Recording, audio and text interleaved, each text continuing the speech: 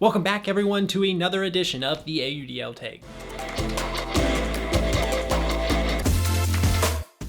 As you can see with how crazy, long my hair has gotten, we are still in a lockdown in most of this country. Things are looking like some states are getting back to maybe what we would deem as normal or starting to open things back up. But the AUDL season is still delayed at this moment. We're still not sure if we're going to have a shortened season, a playoff style / tournament style kind of approach. We're still kind of up in the air. I still have hopes that something will happen, but that's kind of what this episode is going to focus on, and that is what the AUDL has done to keep us entertained. To start off, I want to talk about Evan Leffler. He's been involved with the league, I believe, since 2014, doing the live ESPN3 games and has continued to do Game of the Week. Someone who does so much work. This man knows so much about so many players in this league, the league itself. Just supremely knowledgeable about this sport. I've been able to work alongside him a few times in my life here with the league, and I just think he does so much work that I don't even think he gets enough credit for that. He does so much writing, his articles, he does he's doing the AUDL Rewind, and there's so many other things, so many facets. I can talk about this guy forever, but I want to focus on the things that he's been doing during this downtime that have been very creative and keeping people involved in the AUDL. So I want to talk about Evan Leffler's Disc in the Next Generation. It's talking about all the players born this century.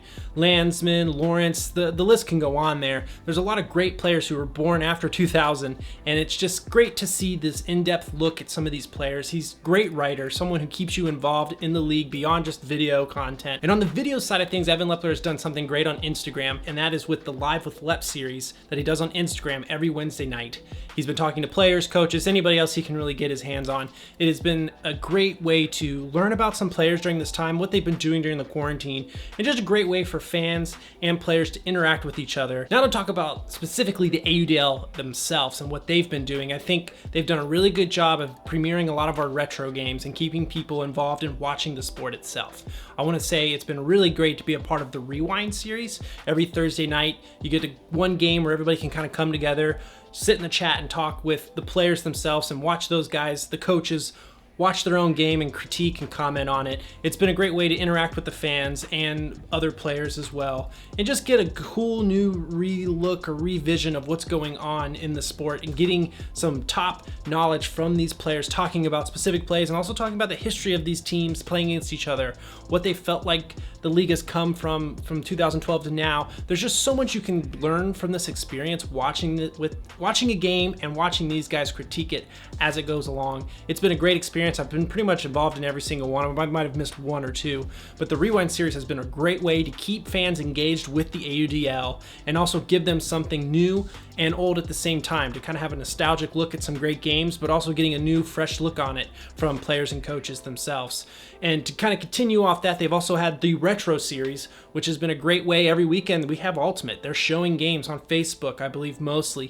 And there's usually about 3 or 4 games a weekend. Some of the teams themselves are putting games up to watch. So it's a good way to watch some of the classics over the last, I don't know how many years, depending on the team. It's been probably even back to 2013 or 14. I doubt really 2012 is going to be there. There wasn't a lot of video work back then. But if you combined the Retro series and the Rewind series, there's great content there. I know it's not new Ultimate, but it's a way to keep the fans engaged. It's a way to keep conversations going. And like I said, with the Rewind series, you're getting a fresh new look at it. And with the Retro series, you're getting reminded of some of the great games and also kind of seeing where the league's developed media-wise. You look at how far back we were where there wasn't a lot of teams actually getting a lot of recordings or even doing any type of live stream. And last year was where pretty much the first time ever every team had to have some type of live streaming going on so that people could watch their games. So it's an incredible way to look at the Retro series, look how far we've come as far as each team's media, and also with the Rewind series being able to look at some amazing games but getting a new look at it. So I really commend the AUDL for bringing these things together and bringing new content, even though it's old, but kind of bringing it and changing it so that it's almost a new experience for you. Also, a quick shout out to the Atlanta Hustle. They've been doing the Inside Breakdown series, which I think was super smart, creative way to look at some of the previous work from the Atlanta Hustle, some amazing plays and some amazing players talking about what was going on in their mind during these plays and breaking it down and giving you a perspective, not only for young people coming up in the sport that can learn something from this, but as a viewer yourself, you wonder why did they do this? Or, man, he's really giving this guy too much room. Why is he he doing this? It's a good way to learn more about the sport as a viewer, and also if you are a player, get some valuable knowledge on how to play, especially in the AUDL field where it's wider. There's a little bit different of a approach, not something drastic, but it's just a good way to learn some new things about the sport as a viewer, and as a player gain some knowledge. Now this last story about content that's kept people engaged during the delayed season is a pretty fun one for me, and I have to give a lot of props to the Minnesota Windchill. They have been using Rocket League as a way to get other teams to compete and have little matches, and I've absolutely enjoyed it. The first one I saw was when they did it against the Montreal Royal, and it was a brutal beatdown. It was not even close. Definitely the players who do Rocket League on the Windchill have been playing Rocket League for a good bit and are very skilled at it. You could just tell the level. They were on a completely different level than Montreal. But I think it's been great because it's a way to just bring something new, bring some teams in, do something fun so that you feel like you're engaging with your fans. They did another game with the DC Breeze, I believe, and once again, Windchill won that one.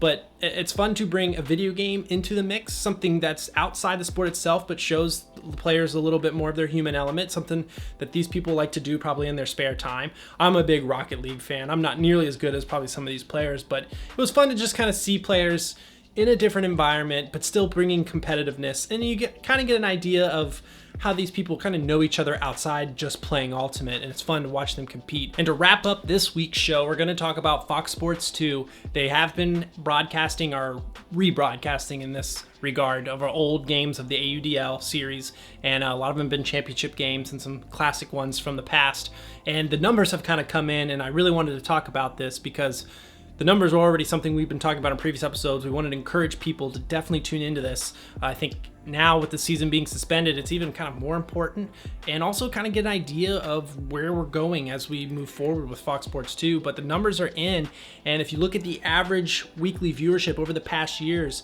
the AUDL, or I think just the past year, the AUDL surpassed the average. I think the average, if you look at the chart, and it'll be kind of pop it up here, but it looks around 15K is about the average, and we were able to put 20,000 people in that first game. So to beat the average is truly a remarkable statistic, an awesome achievement for the AUDL.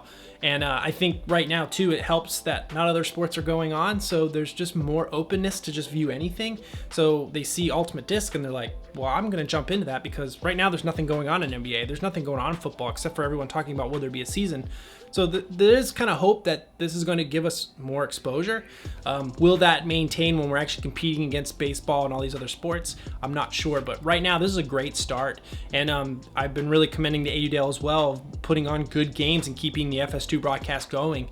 Like I said, I'm not sure how this is going to work in our contract with them. We had a 2-year contract. Unfortunately, it would suck if this first year just went to a bunch of reruns and we don't have a season.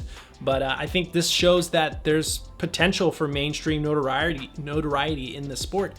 And I think this is kind of good numbers for Fox Sports 2. So it's great to see this. Hopefully we can keep those numbers increasing or staying or roughly around this above the weekly average. So great work for the AUDL. This is great news, and let's hope it continues. To even get into more of the numbers, but from April 13th to 19th, that game, the first game that the AUDL broadcast, was ranked 23 out of like 140 broadcasts that week, so that's a great number. And that day, it was the third most watched telecast out of 14 on April 15th. So really good numbers. Something that I'm very excited to see, and hopefully, if we can get the season started, that we can even boost those numbers even higher. So that pretty much wraps up this week's show of the AUDL Take. We had a lot to talk about in the sense of the things that are going on, the type of content that the AUDL, Evan Leffler, even this show, we're just trying to give you something to watch, keep you entertained, keep you talking about Pro Ultimate.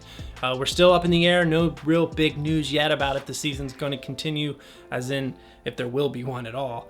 But we're kind of just sitting here waiting. I know everyone's anxious, especially if you're in a state where things are maybe starting to open back up. There's a lot of talk about how that's going to go. So we're really getting to that point now here in the next couple weeks where we should be hearing something. But thanks again for tuning in. Hit the like button, hit the subscribe button. Thanks again for tuning into the AUDL Take. I will see you all next week.